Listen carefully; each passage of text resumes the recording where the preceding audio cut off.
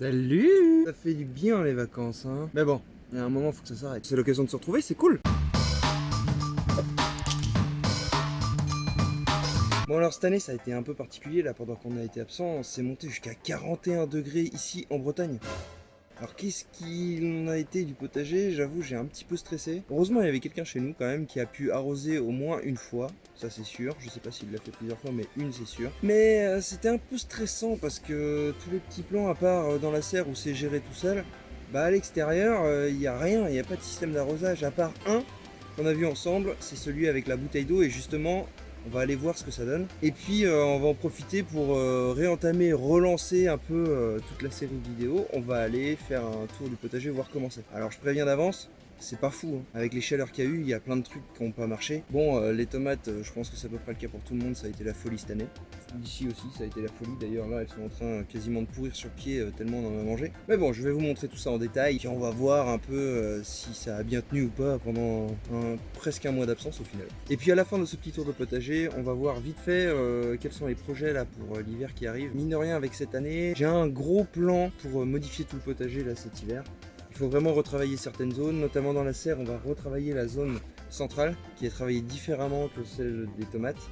Et quand je vois comment ça pousse dans celle-ci par rapport à celle-là, il y a vraiment quelque chose à faire là. Mais on en reparlera cet hiver. Et puis à l'extérieur, on va complètement bouleverser la façon dont c'est organisé. Là, ça pousse quasi à l'état sauvage, on va dire. On va un peu remanier ça et changer la façon de cultiver à l'extérieur. Mais on en parle plus tout à l'heure. Et puis voilà.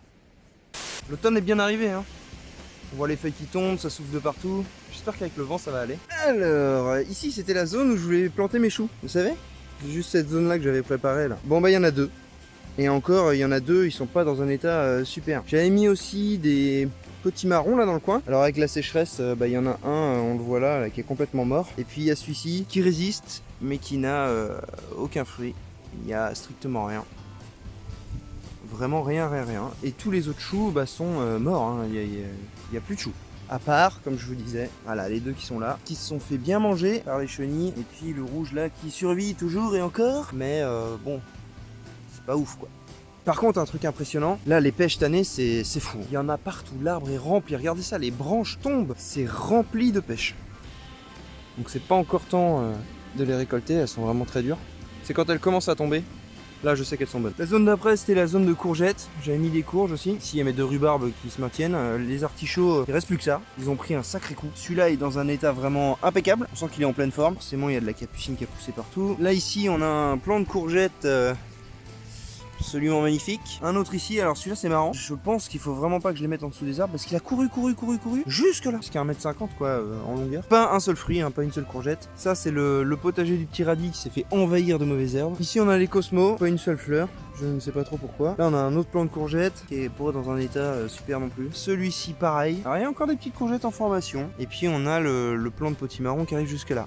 Alors justement, ce plant de potimarron, c'est le seul sur lequel j'ai mis, vous savez, la bouteille d'eau. Si vous voyez pas de quoi je parle, vous allez voir sur la chaîne, il y a une vidéo qui s'appelle « Ne pas arroser pendant un mois ». J'ai vu qu'il y en a pas mal qui étaient sceptiques sur cette technique-là. Bah, c'est l'occasion de faire un petit point de retour, plus d'un mois après du coup.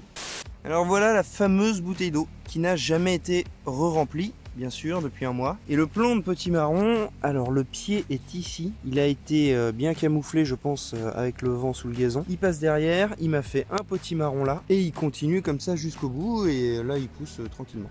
Et ce plant de potimarron là, c'est le seul qui a réellement bien survécu. Donc, quelque part, c'est que notre système a fonctionné. Maintenant, on va aller déterrer la bouteille d'eau pour voir un peu s'il reste de l'eau dedans. Alors, ça donne quoi tout ça ? Eh ben ça a bien pompé, hein. Ça a bien pompé, mais ça n'a pas atteint le petit trou. Le petit trou qui doit se situer de mémoire à peu près ici. Donc on voit qu'en un mois, on va dire que ça a consommé presque 2 litres. Il y a un peu plus d'1,5 litre, entre 1,5 litre et 2 litres en un mois. Alors, le système racinaire maintenant. Est-ce qu'il est allé jusqu'à la bouteille? Ouais, on voit les racines, alors c'est pas très net, c'est un peu compliqué. Et on voit ici les racines en blanc là, elles sont venues jusqu'à la bouteille. Donc c'est un système que je retiens. Du coup, on va faire un petit récap là-dessus. Donc oui, c'est du plastique, c'est pas super. Si je pouvais percer une bouteille en verre, en vrai je le ferais. Oui, c'est remplaçable par une Oya, mais les Oya, bah, c'est pas le même prix. Ça, pleine de liquide, elle coûte 2 € on va dire. Si vous la récupérez 0. Donc bon, et sur l'efficacité, et ben écoutez, ça marche parce qu'on a eu une sécheresse très intense ici même en Bretagne, et c'est le seul plan qui a survécu réellement à cette sécheresse. Bref, technique pour moi entièrement validée. Et ça y est, il se met à pleuvoir. Allez, on continue, même sous la pluie. Ici, il y avait les haricots grimpants. Donc ceux-là, je les ai déjà récoltés. Alors attention, j'ai pas récolté les haricots, j'ai récolté uniquement les graines. Ce que je fais quand j'achète un sachet de graines, je vais tous les planter, mais je vais pas en récolter un seul, je vais récolter toutes les graines. Ce qui fait qu'en fait, avec un sachet de graines, j'arrive à en faire 3, voire 4. Et l'année d'après, je vais en semer 3, plus un qui va me servir à récolter les graines, etc. etc. Ça nous permet d'avoir une récolte suffisamment abondante et des graines pour replanter l'année d'après. Les panais qui se portent vraiment à merveille. Alors, quand je suis parti, ils étaient pas très gros, ça grossit bien. Ils ont une bonne circonférence. Je pense qu'on va pouvoir commencer à les manger tout cela. Comme d'habitude, notre mât de 4 mètres n'a pas donné grand chose. Les haricots se sont stoppés au niveau du grillage. Bon, c'est dommage, ça aurait pu être rigolo, mais ça ne marche pas vraiment. On va retenter, hein. On y arrivera à faire grimper des trucs à 4 mètres de haut. Les petites carottes, juste à côté. Bon, impeccable. Hop, on les voit ici. Celles-là, on les récolte et on les mange. Il y en a une là aussi. Ça va, c'est des plants qui ont bien résisté à tout ce qui est sécheresse, etc. Par contre, vous vous souvenez, j'avais fait 3 rangées, une là-bas, une au milieu et une ici. Celle-là, j'ai dû récolter 2 carottes. Je sais pas pourquoi ici ça n'a pas poussé. C'est pour ça que, on en parlera tout à l'heure, mais c'est pour ça ici ça va vraiment changer. À côté, j'ai fait 2 tranchées qu'on peut voir. Enfin, à côté, entre les rangées de carottes, il y a les poireaux. Et les poireaux, pour l'instant, ça va, ça pousse. À voir cet hiver ce que ça va donner. En tout cas, ils ont bien résisté aussi à la sécheresse, pas de problème. Toute cette parcelle-là, je vais vous montrer. Mais en vrai, toute cette parcelle-là, panais, carottes, soucis, etc., poireaux, tout ça, ça a très très bien résisté. Les haricots aussi ont très bien résisté, hein. C'est jusque-là, bon, ils sont récoltés, donc on les voit pas trop. Les capucines, c'est incroyable. Il y a juste tout ce qui est courgettes et courges en extérieur, ça a pris tarot. Ça a vraiment pris tarot.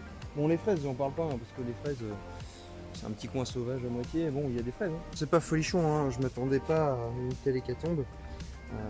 Là, 0 courgette, ça me fait un peu mal. Alors, heureusement, j'en ai une à l'intérieur. Alors, si je dis 0, mais on en a quand même mangé une. C'est pas mal. J'ai mis au moins 5-6 plants dehors. L'année dernière, on a tourné sur 4 plants, on en avait trop. L'année d'avant, sur 2, on était un peu juste. J'en ai mis 5-6 et on en a mangé une. Quoi. Ah, c'est comme ça, hein, les saisons sont toutes différentes, c'est ça qui est un peu chouette aussi dans le potager. Tous les ans c'est différent, on sait pas à quoi s'attendre, on tente des trucs et puis ça marche pas. C'est vraiment aléatoire et heureusement d'ailleurs, parce que si c'était tous les ans la même chose, tous les ans que des réussites, etc., bon, un peu monotone. Monotone, on est bientôt en automne. Alors attendez, je vais me mettre là-bas, ce sera plus simple. Pour vous montrer. Voilà, on est bien là. On a 2 zones principales de culture ici, sachant que la 3e, là, est pas utilisée pour l'instant. Seulement, entre ces 2 zones, il y a quand même une grosse différence. Elles sont pas du tout préparées de la même façon. Ici, c'est un peu préparé façon lasagne. C'est-à-dire que j'ai creusé, mis du bois, de la paille, du gazon, imbibé d'eau, de la terre, du foin. Et là, ça pousse. C'est génial. Par contre, ici, il n'y a pas tout ça. Alors, sauf dans le grand bac, mais ça, on en parlera plus en détail cet hiver. Parce que je pense que ça pourra vous intéresser. C'est un peu étrange d'avoir fait ça, mais il y a une raison. Et cette raison-là, on en fera une vidéo dédiée sur pourquoi il y a ça en plein milieu de la serre. Ok? Mais en attendant, de chaque côté, vous savez, j'en ai une là et une autre derrière. Ces zones-là, c'est juste de la terre. Il n'y a rien.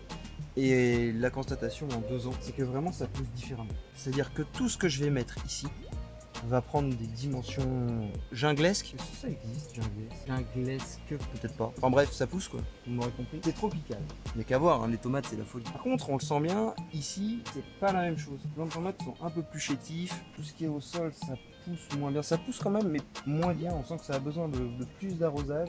Enfin, de plus d'arrosage. On sent que ça résiste beaucoup moins bien à un non-arrosage plutôt, on va dire ça comme ça. Sauf dans le grand bac. Mais le grand bac, je vous expliquerai pourquoi plus tard. Voilà, quand je vous parlais de différence, hein, c'est peut-être un peu plus flagrant là. On voit bien qu'ici c'est vraiment touffu. Alors bon, c'est pas les mêmes plants, hein, mais si on prend un plant de tomate là et un plant de tomate là, attendez, je me rapproche. Alors certes, celui-là est issu d'un plant comme ça, mais ça n'a pas beaucoup poussé quand même. Hein. Et puis on voit bien, on le ressent. C'est beaucoup plus sec. C'est pas aussi verdoyant et aussi vivant que là. Et ça s'explique tout simplement par la différence de préparation des sols. Donc il y aura aussi un travail à faire cet hiver sur les zones du milieu pour réussir à avoir ce résultat-là. Bref, on fait un tour. Là c'est le coin petite tomate cerise. Bon bah là ça produit toujours. à foison. Il y en a plein. Alors elles sont de petite taille parce que c'est les dernières grappes. Bon après pas toutes, hein. Il y en a encore qui vont mûrir. On en a ici des petits jaunes là qui mûrissent. Je vous jure que ça c'est excellent. Oh la vache. Le mieux c'est celle-là. Alors je sais plus la variété et je m'en veux. Mais alors ça c'est un bonbon ça. Honnêtement c'est dommage que je puisse pas vous faire goûter, mais elles sont toutes petites, hein. Elles sont pas grandes du tout. Mais je vous jure c'est des bonbons quoi. C'est même limite trop sucré. Pour des tomates c'est trop sucré. C'est même plus... désaltérant, vous voyez ce que je veux dire, ou rafraîchissant. J'aimerais bien avoir un testeur de sucre pour savoir un peu la dose de sucre qu'il y a là-dedans, mais c'est taré. Les tomates cerises, là, elles sont tarées. Regardez ça. Elles sont éclatées de sucre. C'est une tuerie. Une tuerie. Bon, concernant les grosses tomates, on en récolte encore. Alors il y en a qui littéralement sont pas dans un super bêta. Regarde ça, ça a craqué de sucre. Avant de pourrir, ça produit encore. Vous voyez, il y en a qui... Il y en a, c'est la fin, hein, mais il y en a d'autres. Et puis il y en a encore des vertes. Donc on a encore une possible production. Je les laisse en place parce que bah tout ça, ça va finir par mûrir. Hein. Là, il y en a encore. Ces tomates-là, là, en forme de cœur comme ça, avec qui restent légèrement jaunes, pour savoir si elles sont mûres, j'appuie dessus parce qu'elles rougissent pas forcément beaucoup. Elles sont gavées de chair et elles sont trop bonne. Vous mettez juste des bouts de tomates avec un petit peu de sel dessus et quelques feuilles de basilic, rien d'autre, pas de vinaigrette que dalle. C'est excellent, mais franchement trop bon. Bon bah les tomates en pot, alors ça a bien séché en bas. Il faut que je nettoie tout ça. Là j'ai encore rien fait dans le potager. Mais les tomates en pot ont vraiment beaucoup produit. Donc pour ceux qui n'ont pas forcément de jardin, bah, vous voyez, hein, c'est largement faisable dans des pots. Vous pouvez avoir franchement des bonnes récoltes. Alors il y en a beaucoup qui ont eu le cul noir, uniquement sur le plan qui était traité à l'engrais solide, les autres rien. Et puis bah ça produit encore, alors c'est monté jusqu'au plafond ici. Donc bah je les laisse, hein. Les plants vieillissent forcément parce que bah la fin de saison on va dire à peu près ici. Mais ça produit hein. Et puis vous savez, je vous ai montré comment on pouvait faire pour dupliquer ces plants, vous savez avec les petits gourmands etc. Si vous n'avez pas vu, vous allez voir la vidéo, dupliquer ces plants de tomates, c'est rien de très compliqué. Et du coup avec cette technique, bah voilà ce que ça donne. On a un plant mère qui est quasiment en fin de vie mais bon qui produit quand même. Et à côté, on a la duplication de ce même plant. Donc ça, c'est juste un gourmand. Et vous voyez que bah ça produit. Donc avec un plant, vous pouvez en faire plusieurs. Étaler vos récoltes. C'est top. Franchement, il n'y a pas de raison de se priver. Sur cette parcelle, j'avais aussi mis des courges pour que ça court. Regardez par exemple la vidéo Le potager en musique juillet 2021. Vous allez voir, il y a des courges, ça montait jusqu'au plafond, etc. Bon bah cette année, c'est clairement pas le cas. Comment dire ça simplement? Ça ne pousse pas. Alors je pense que c'est des conditions météo. Après je sais que j'ai semé tard mes plants de courge, donc c'est peut-être ça aussi. Cette année c'est pas l'année de la courge pour nous, hein. L'année de la tomate oui, l'année de la courge non. Voilà, en gros les courges que j'ai plantées, elles en sont là. Donc je les ai plantées, c'était grande comme ça. Un mois et demi après, elles en sont à un stade pas forcément très évolué, alors que normalement sur cette planche là, les feuilles c'est énorme, ça fait 4 fois ma main, ça court partout. Là il n'y a rien. Bon, alors peut-être que une fois que j'aurai enlevé la plantation de tomates, ça va faire quelque chose, mais je ne sais pas. En tout cas là, les courges, bah, c'est pas la joie, quoi. Sauf à un endroit. Et c'est un peu pour ça qu'on va retravailler la serre. Et cet endroit, bah, c'est là, hein, dans ce carré-là, qui est un peu spécial. Bon, vous savez toujours pas pourquoi, mais plus tard. Mais dans ce carré-là, là, ce que vous pouvez voir, c'est un plant de courgettes. Voilà, il y en a que un. Il part de tout là-bas et il arrive jusqu'ici. Il fait des feuilles d'une dimension plus que correcte. Par contre, en revanche, il produit pas beaucoup non plus. Donc celui-là est dans de bonnes conditions, mais en production, on a une courge pour l'instant. Donc c'est pas fou non plus. Ce qui me laisse à penser que visiblement, c'est une histoire de saison et non pas de plantation ou de qualité du sol, etc. Parce que bon, l'année dernière, c'était l'orgie totale de courgettes. Sur les planches du milieu, du coup, il y a les salades qui sont en fin de vie. D'ailleurs, celle-là, faut que je l'enlève. Hein. Les petits haricots Purple Queen. Sur Instagram, je vous avais mis des jolies photos. Ils sont magnifiques. Bon, bah, ceux-là, pareil, ils ont été récoltés pour les graines. C'est la première année que je les fais. Donc, comme je vous expliquais tout à l'heure, on ne mange pas. On plante, on récolte les graines. On mange l'année d'après. Et puis, les choux, bah, les choux, ça va. Ça se maintient bien. J'ai préparé ça pour cet hiver. Mais au final, je les ai mis dans une planche que je dois retravailler. C'était pas forcément une bonne idée. On verra. Et puis, j'avais mis un peu partout des petits poireaux. Il y en a plus aucun. À part celui-ci, le petit résistant qui est là. Et puis, petit plant de tomate, qui est pas allé très haut hein, avant de produire déjà des tomates. Mais vraiment pas très haut, hein, il fait 45 cm. La salade qui me sert pour les graines. Et ici, on a la coriandre. J'ai déjà récolté les graines, alors il en reste quelques-unes. Voilà.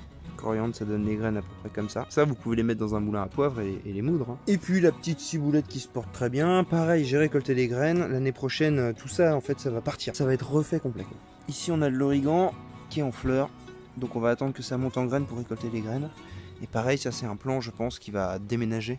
Voilà en gros ce qu'on peut observer dans le potager en rentrant de vacances. Un mois à être absent, un mois de grosse chaleur cette année. Du coup, les productions ont changé par rapport à l'année dernière et au climat de l'année dernière. Mais dans l'ensemble, je suis assez content quand même. Vous pourrez trouver ça bizarre, hein. Le mec il a aucune courgette, aucune courge. Ah si, une ou deux.